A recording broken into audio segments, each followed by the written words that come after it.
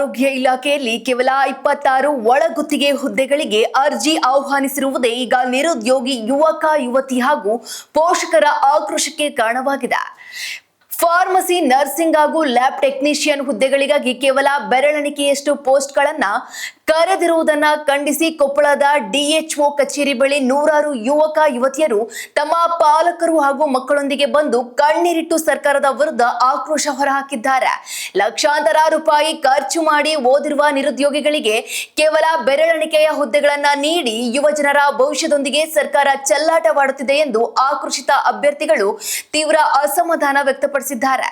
ಇನ್ನು ಉದ್ಯೋಗಕ್ಕಾಗಿ ಡಿಎಚ್ಒ ಕಚೇರಿ ಮುಂದೆ ನಿರುದ್ಯೋಗಿಗಳು ನಡೆಸಿರುವ ಈ ಪ್ರತಿಭಟನೆ ಸರ್ಕಾರದ ಬೇಜವಾಬ್ದಾರಿಗೆ ಹಿಡಿದ ಕನ್ನಡಿಯಾಗಿದೆ.